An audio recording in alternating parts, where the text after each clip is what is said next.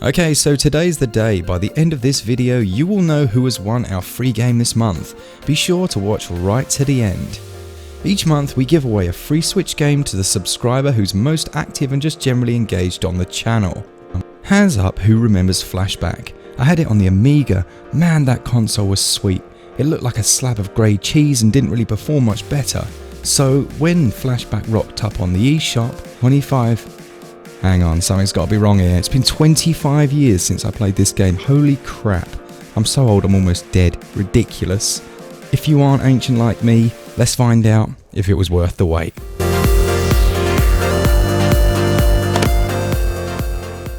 The storyline's quite vague but works well enough even all these years later. The protagonist is trying to escape from cyborgs using a jetpack.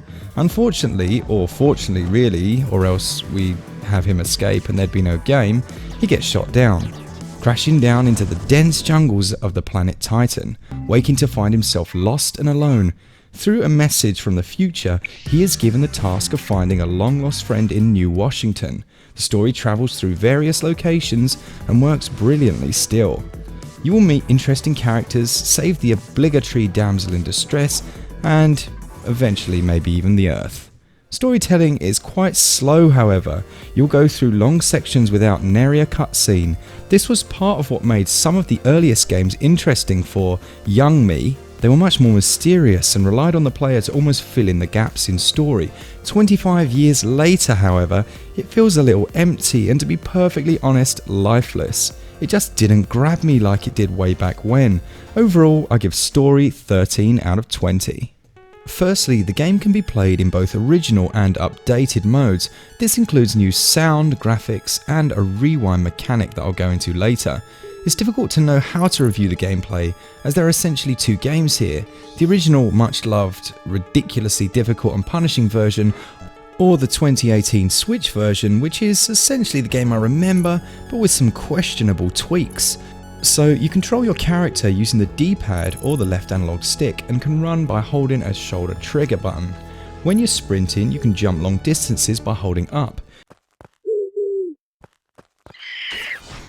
This is still a little bit hit and miss and must be timed to perfection lest you fall to your untimely demise.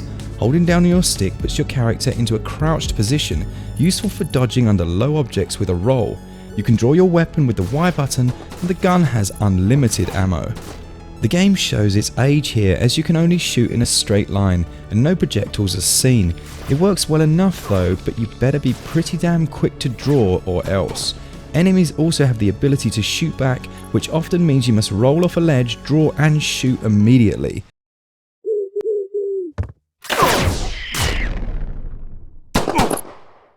I found it quite annoying at times, as there seemed like no way to avoid damage, which I always hate in games. You could roll into the next screen and shoot as fast as you could, but the enemies sometimes still managed to shoot first. Another little quirk was you could roll and land on the same space as an enemy, and both of you just stand there flailing around. If you stand, you're supposed to be able to melee to kill them, but this would miss sometimes and it just looked ridiculous, and you'd have to run off but they would shoot you in the back. Ah, the 90s, eh? The things we put up with.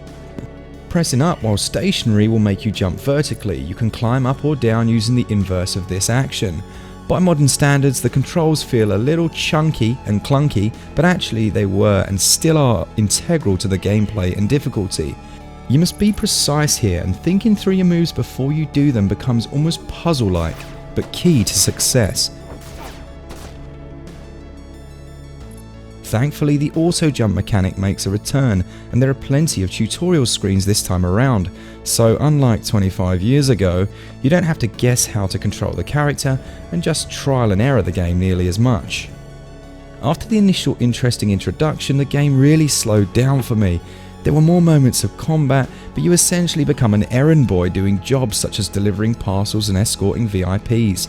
This might sound fun, but the reality is more like the commute to work or school. It was interesting the first time-ish, then it got old really fast.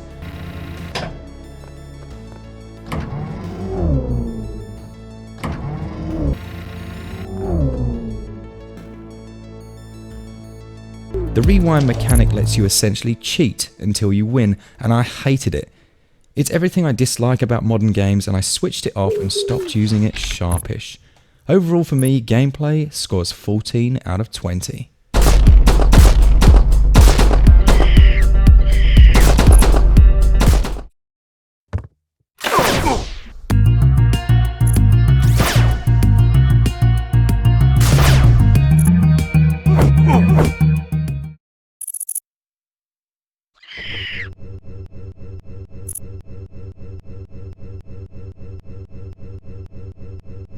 My brain remembers a beautiful, fully orchestrated game that had constant music and sound effects that would make Spielberg weep with joy. This is what the reality was.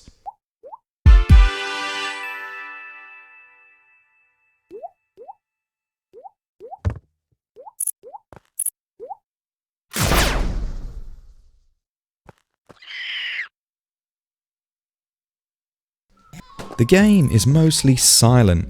I had to check I wasn't missing something, but this is genuinely how the game was.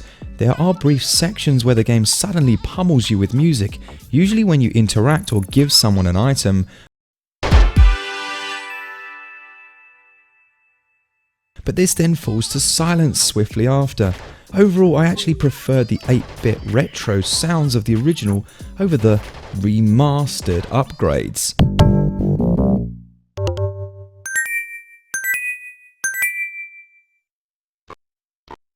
Sound effects are very poor indeed, both in the original and the upgraded versions. There are moments of interesting sound and music in cutscenes, but these are fleeting and never really hit the mark.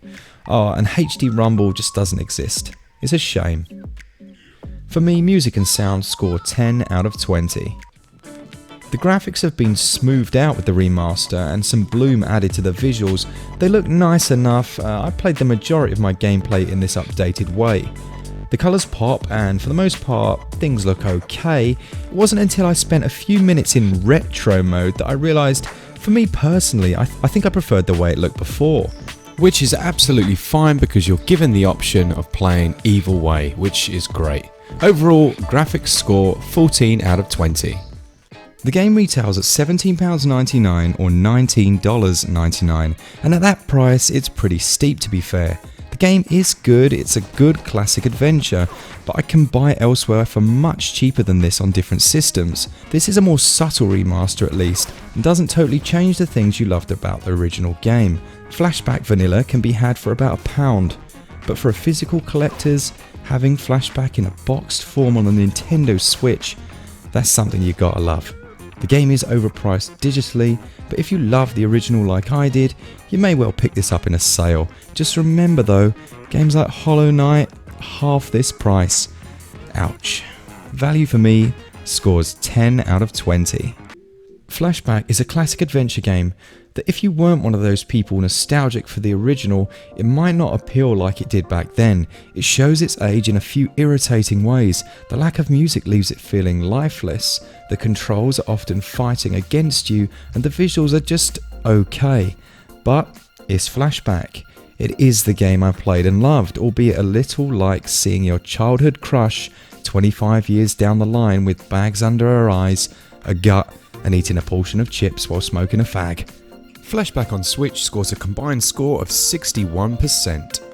But the game isn't bad, it's just long in the tooth and probably needs to wrap itself in a warm blanket, sit by the fire and suck a Werther's original toffee, like all the other granddads. Thanks as always for watching our content. This month it has been even more difficult to choose a winner, as you guys have been so consistently awesome on the channel. There have been at least 10 people in the running this month, but our winner is Jace Glover. He has quite literally been on a SwitchUp binge like you do with a Netflix series, but has taken the time to actually leave thoughtful comments and have a good old chat. GG Jace. Honourable mentions are FXG Raven, Darren, Ryan, Beast Mode, Nothing to Do Here, and loads of others. There are many more I haven't mentioned, but hear me on this. If you guys stick with us, we won't let you down, and I hope to give each and every one of you something back as time goes on. For anyone not yet subscribed, this month's giveaway will be massive to celebrate our huge 5,000 subs, and you can expect good things indeed. As always, for all things Switch all the time, switch up. See ya!